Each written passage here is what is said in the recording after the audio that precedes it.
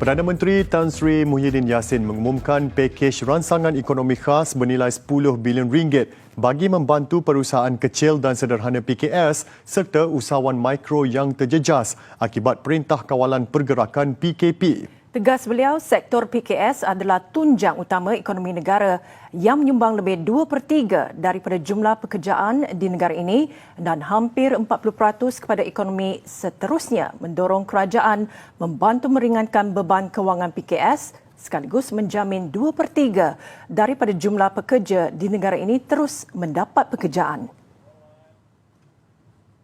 Peruntukan bagi program subsidi upah yang diumumkan pada 27 Mac yang lalu akan dinaikkan daripada 5.9 bilion ringgit kepada 13.8 bilion ringgit, iaitu tambahan sebanyak 7.9 bilion ringgit.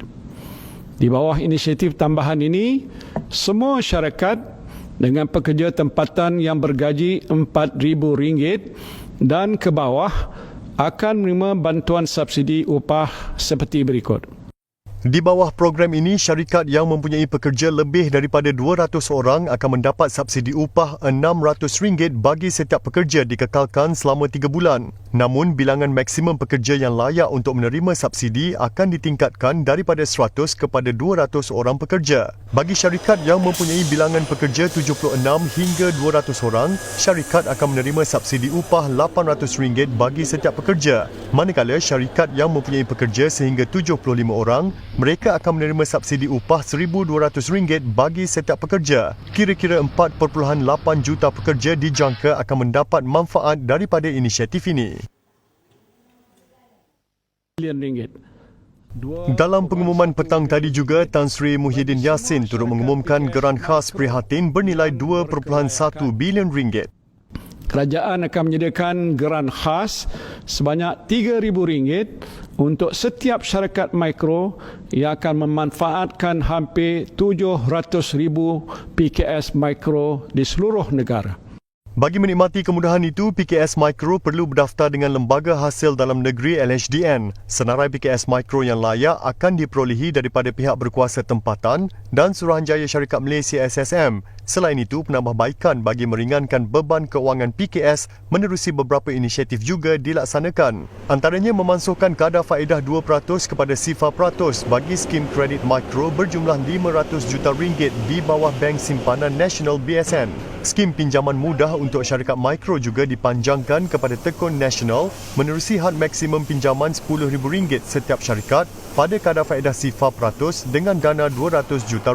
Pemohon hanya boleh memilih salah satu daripada skim bagi membolehkan lebih ramai peniaga menikmati kemudahan ini.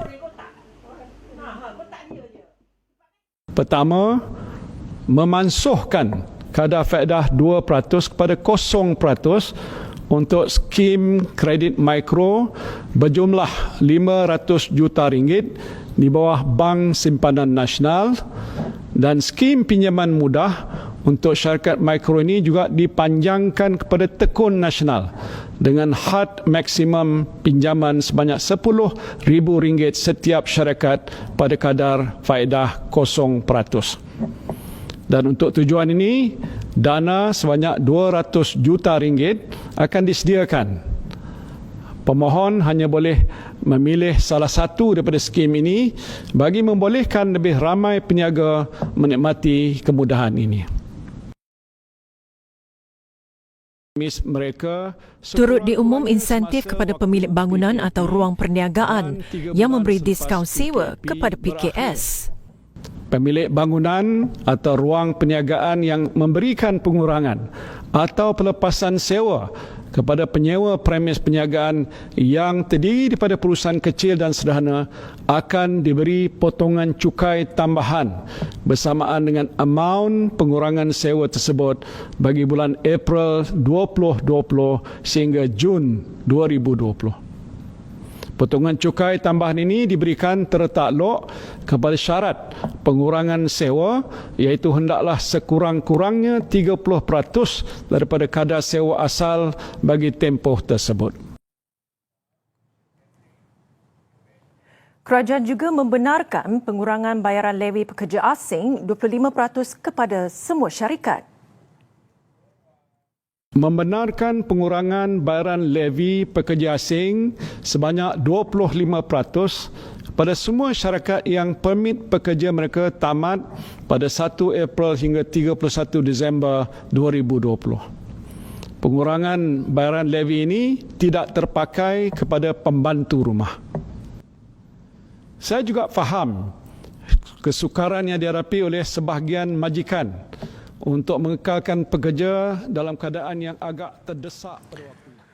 Dalam pada itu, kerajaan menyeru pemberi pinjam wang berdaftar agar memberi moratorium ke atas bayaran ansuran PKS selama 6 bulan bermula April seperti yang dilaksanakan bank.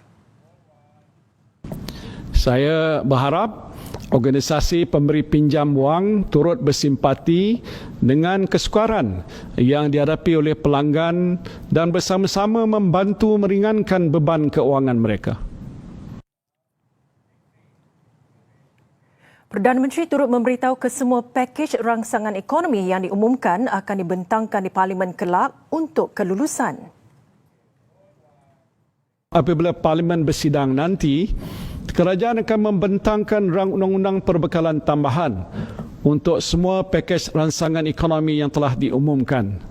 Saya memberikan jaminan bahawa kerajaan akan sentiasa telus dalam berbelanja dan semua tindakan yang diambil adalah berasaskan pada peruntukan undang-undang dan perlembagaan persekutuan. Dalam memastikan hak dan kebajikan majikan serta pekerja terbela, kerajaan menggalakkan rundingan diadakan antara dua pihak membabitkan terma pekerjaan. Ia termasuk pilihan pemotongan gaji serta pemberian cuti tanpa gaji dalam tempoh PKP. Majikan dan pekerja boleh merujuk kepada Jabatan Tenaga Kerja untuk mendapatkan nasihat berkaitan sebarang permasalahan untuk penyelesaian. Dan sebarang perundingan hendaklah tertakluk kepada undang-undang mengenai pekerjaan yang berkuat kuasa di negara ini. Yang penting, hak dan kebajikan kedua-dua pihak mestilah sentiasa terbela.